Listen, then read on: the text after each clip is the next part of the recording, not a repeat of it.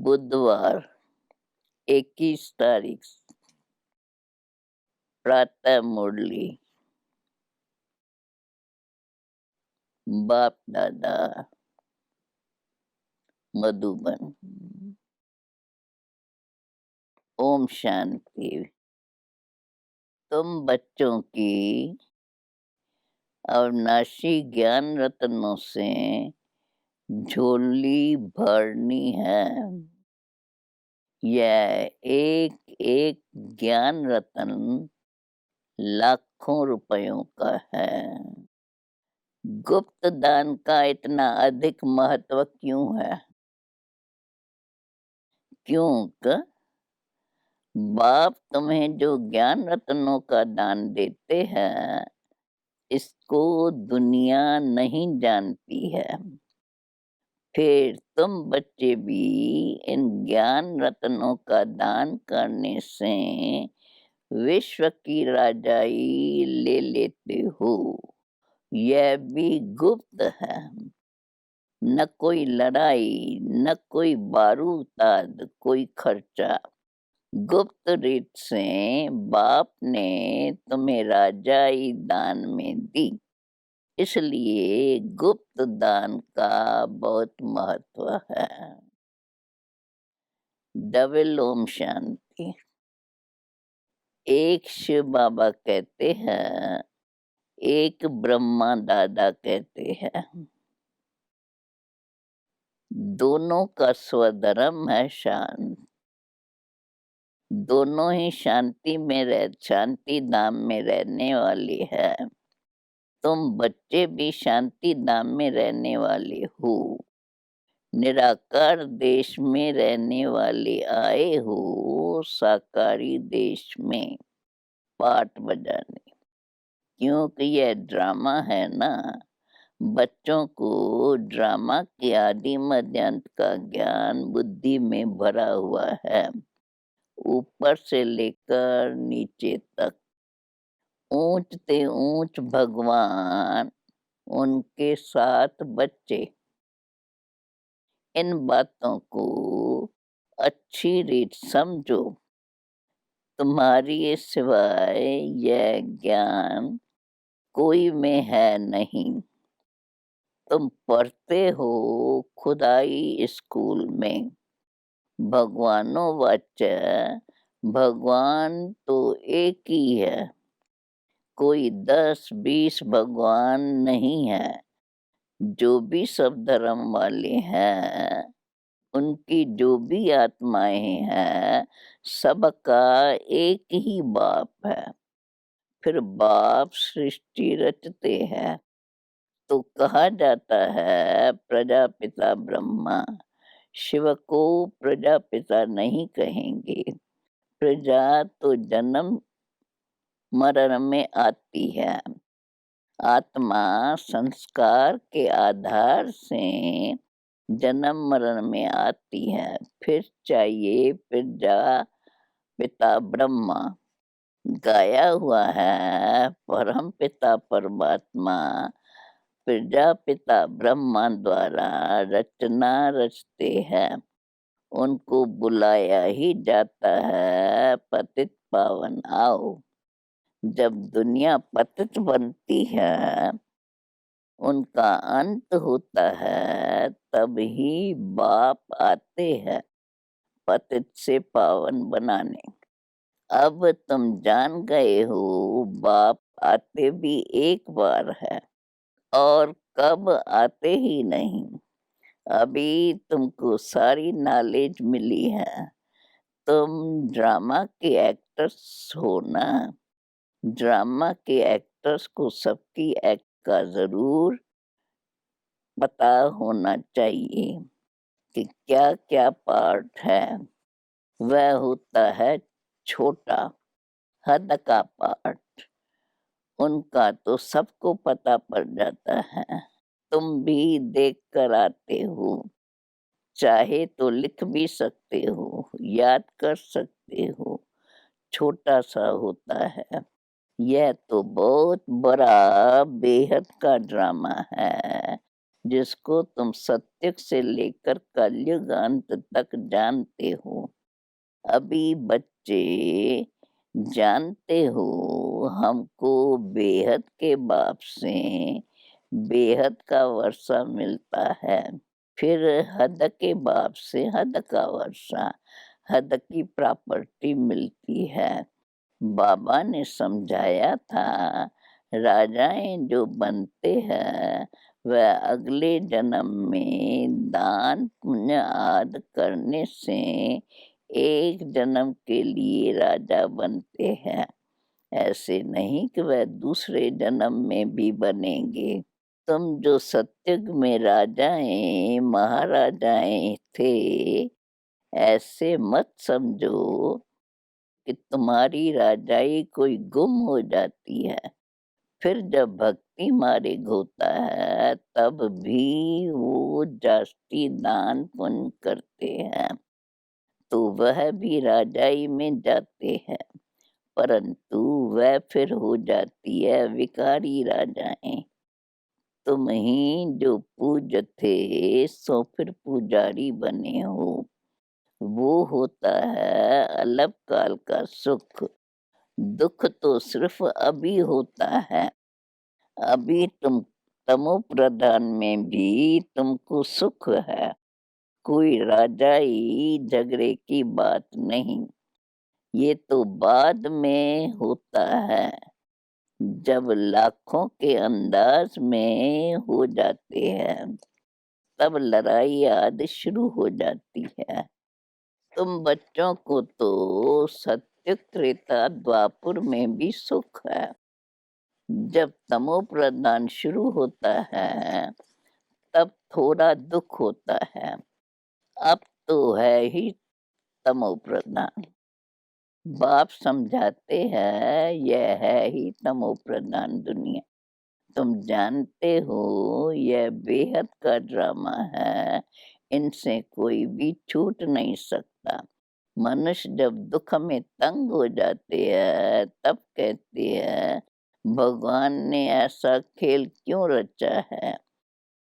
अगर भगवान रचे ही नहीं तो दुनिया ही नहीं होती, कुछ नहीं होता।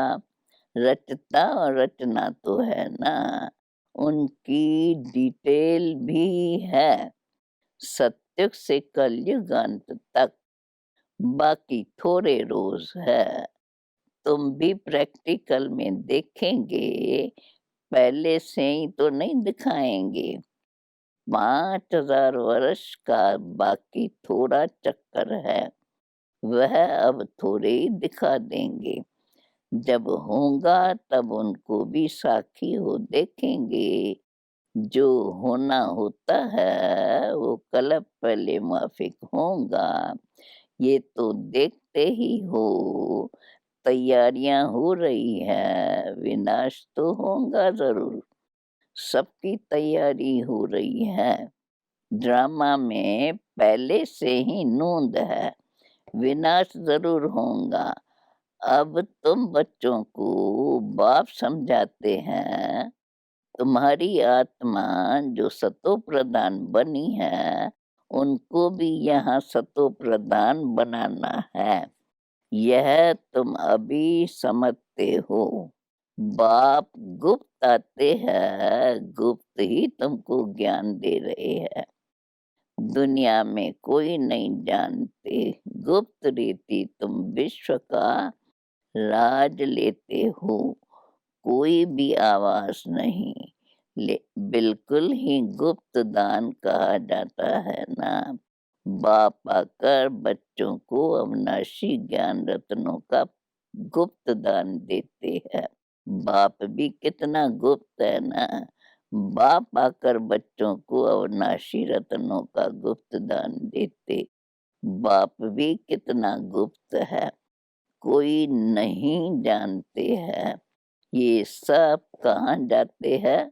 ब्रह्मा कुमार कुमारियां क्या करते हैं? कुछ समझते नहीं।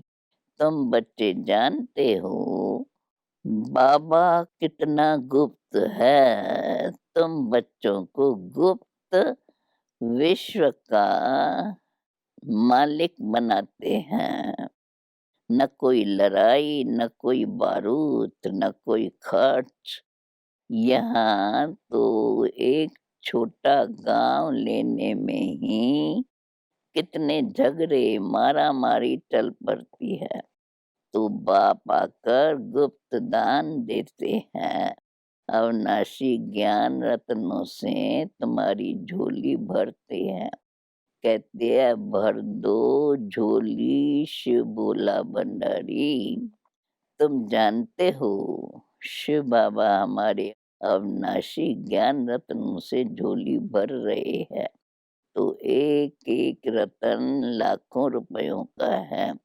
तुम कितने रतन देते हो, फिर तुम कितने दानी बनते हो, वो भी गुप्त है। देवताओं को कितने हथियार, भुजाएं आदि दे दी है, वास्तव में है कुछ भी नहीं। सत्युग में देवताओं को इतनी भुजाएं याद होती नहीं। कलयुग में कितनी अनेक प्रकार के हथियार दे दिए हैं। विनाश के लिए मांस है तो फिर तलवार बाण आदि क्या करेंगे?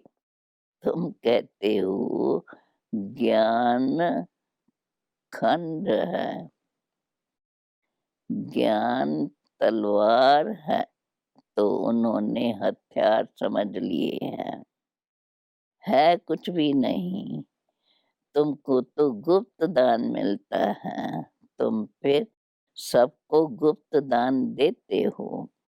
तुम जानते हो बाबा हमको श्रीमत दे रही है। श्रीमत है ही भगवान की। तुम जानते हो हम आते हैं नर से नारायण बनने। उनको सर्वगुण संपन्न, 16 कला संपूर्ण, दैवी गुणधारी कहा जाता है। दैवी गुण सिर्फ उन देवी देवताओं को होते हैं। 14 कला में भी 2 कला कम हो जाती है। जैसे संपूर्ण चंद्रमा की रोशनी अच्छी होती है, फिर कम होती जाती है। कम होते होते बाकी एकदम पतली लीक बच जाती है। सारा गुम नहीं होता, लकीर जरूर होती है, जिसको उमावस कहते हैं। अब तुम्हारी है बेहद की बात। तुम 16 कला संपूर्ण बनते हो। दिखाते हैं कृष्ण के मुख में चंद्रमा माताएं देखती है। कृष्ण के मुख में माताएं चंद्रमा देखती है। ये है साक्षात्कार की बातें, जिसकी समझानी बाप बैठ देते हैं। अब तुमको बनना है, माया का संपूर्ण ग्रहण लगा हुआ है, बाकी जाकर लकीर बचती है। सीढ़ी उतरते आई है, सबको सीढ़ी उतरनी है, तब ही फिर सबको वापस जाना पड़े। तुम तो अभी थोड़े हो, धीरे धीरे वृद्धि होगी। पढ़ाई में बहुत नहीं पास होंगे। तुम्हारे सेंटर्स भी धीरे धीरे वृद्धि को पाते रहते। समय नजदीक आता जाएगा, फिर समझेंगे इनों में क्या है। दिन प्रतिदिन वृद्धि को पाते रहते हैं। अभी कहते हैं हमने समझा था, ये कहाँ तक चलेंगे, खत्म हो जाएंगे। शुरू में इस डर से बहुत भाग गए, पता नहीं क्या होगा, न यहाँ के न वहाँ के रहेंगे, इससे तो भागो।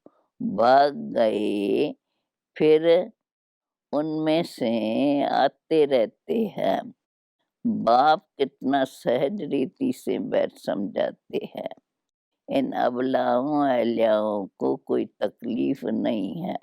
इन्हों का भी उद्धार तो होना है। कहते हैं बाबा हम तो कुछ पढ़े लिखे नहीं है। बाप कहते हैं बच्चे कुछ नहीं पढ़े हो तो बहुत अच्छा है। शास्त्रार्थ जो भी पढ़े हो वह सब भूल जाओ। मैं कुछ जास्ती पढ़ाता नहीं हूँ, सिर्फ कहता हूँ मुझको याद करो। यहाँ भी तुम हकदार बन जाते हो। बाप दादा को याद किया और राजधानी तुम्हारी। इसलिए गाया हुआ है सिकंद में जीवन मुक्ति। शाहूकार लोगों का है पिछाड़ी का पाठ। पहले गरीबों की बारी है। तुम्हारे पास आपे ही आएंगे। मैतरों का भी उद्धार होना है। बीलरी का भी गायन है। कहते हैं राम ने बीलरी के बेर खाए। वास्तव में राम भी नहीं है, शिव बाबा भी नहीं है। हो सकता है इस ब्रह्मा को खाना पड़े। बिलरी याद आएंगी, समझो टोली याद ले आई, तो इनकार कैसे कर सकते हैं। बिलरी गनकाएं ले आएंगी तो तुम भी खाएंगे। शिव बाबा कहते हैं मैं तो नहीं खाऊंगा, मैं तो अभोक्ता हूँ। तुम्हारे पास सभी आएंगे। गवर्नमेंट भी मदद करेंगी कि इनको उठाओ।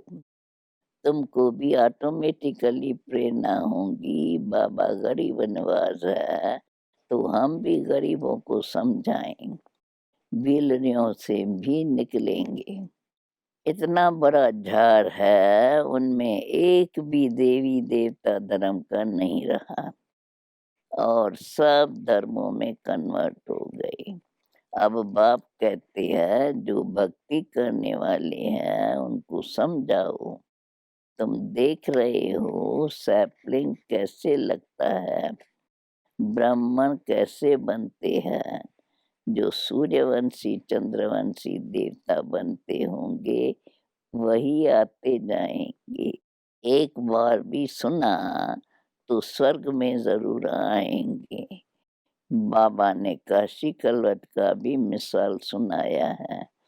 शिव पर जाकर बलि चढ़ते थे। उनको भी कुछ तो मिलना चाहिए। तुम भी बलि चढ़ते हो, पुरुषार्थ करते हो राजाई के लिए। भक्ति मार्ग में राजाई तो होती नहीं, वापस कोई भी जा नहीं सकते। तो क्या होता है उनके जो पाप किए हुए हैं उनकी सदा भोग चुकतू कर देते हैं। फिर नए सिर जन्म होता है, नए सिर पाप शुरू होते हैं। बाकी रहना तो सबको यहाँ ही है। नंबर 1 में तुम ही हो। तुम ही 84 जन्म भोगते हो। सबको सतुर जो तमो में आना है। बाप कहते हैं इस समय सारे मनुष्य सृष्टि का झाड़ जर्जरीभूत हो गया है। मनुष्य तो बिल्कुल घोर अंधेरे में कुंभकर्ण के नींद में सोए हुए है। एक कुंभकर्ण नहीं अनेक है। तुम कितना भी समझाते हो सुनते ही नहीं है। जिनका पाठ है वह पुरुषार्थ करते हैं और वही माता पिता की दिल पर चढ़ते हैं। तख्त नशीन भी वही बनेंगे। कितनी बच्चियां पूछती है बाबा बच्चों को डांटना पड़ता है। बाप कहते हैं इसका इतना कुछ नहीं है। तुम पुकारते हो हम पत्तों को पावन बनाओ।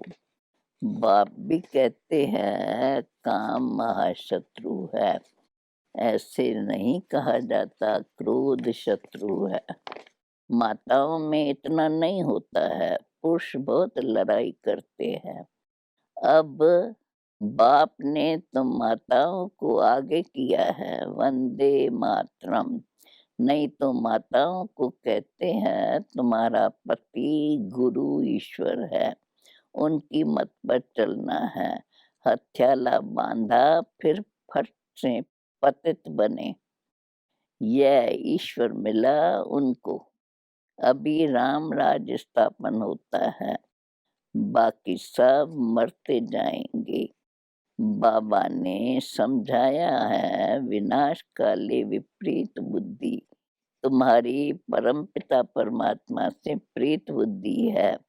तुम्हारी आत्मा जानती है शिव बाबा इनमें आते हैं, इन द्वारा हम सुन रहे हैं। इतनी छोटी बिंदु है, शिव बाबा का यह टेम्पररी रथ है। इनके द्वारा यह रुद्र ज्ञान यज्ञ रचा है, जो बढ़ता ही जाएगा। बच्चों की बूंद बूंद से तालाब भरता है। बच्चे अपना सफल करते रहते हैं, क्योंकि जानते हैं ये तो बूंद बूंद से तालाब भरता है। बच्चे अपना सफल करते रहते हैं, क्योंकि जानते हैं ये तो सब कुछ मिट्टी में मिल जाना है, कुछ भी रहना नहीं है। इतना तो सफल हो जाए, सुदामा का भी मिसाल है ना। बच्चियां बाबा के पास चावन मुट्ठी व 6-8 रुपए भेज देती है। वह बच्चे, बाप तो गरीब नवाज है ना। ये सब ड्रामा में नूंद है, फिर भी होगा बांधे लिया है। बाबा कहते हैं भाग्यशाली हो, शिव बाबा का हाथ तो मिलाना। एक दिन आएगा ये सब आर्य समाजी आदमी आएंगे, जाएंगे कहाँ। मुक्ति जीवन मुक्ति की हट्टी तो एक ही है। सजाएं खाकर सबको मुक्ति में जाना है। ये है क़यामत का समय, सब वापस जाएंगे। ये है साजन की बारात, कैसे बारात जाएंगी वो भी साक्षात्कार होगा, तुम्हारे सिवाय और कोई देख न सके। अच्छा, मीठे मीठे सिकी लदे बच्चों प्रेत, मात पिता बाप दादा का याद प्यार और गुड मॉर्निंग। रूहानी बाप की रूहानी बच्चों को नमस्ते। धारणा के लिए मुख्य सार। बाप द्वारा ज्ञान का जो गुप्त दान मिला है, उसकी वैल्यू को समझ अपनी झोली ज्ञान रत्नों से भरपूर करनी है। सबको गुप्त दान देते जाना है। इस क़यामत के समय जब कि वापस जाना है, तो अपना सब कुछ सफल करना है, प्रीत बुद्धि बनना है। मुक्ति और जीवन मुक्ति का रास्ता सबको बताना है। वरदान, सत्यता की शक्ति द्वारा प्रकृति व विश्व को सतो प्रधान बनाने वाले मास्टर विधि विधाता भव। जब आप बच्चे सत्यता की शक्ति को धारण कर मास्टर विधि विधाता बनते हो, तो प्रकृति सतो प्रधान बन जाती है, युग सत्युग बन जाता है। सर्व आत्माएं सदगति की तकदीर बना लेती हैं। आपकी सत्यता पारस के समान है।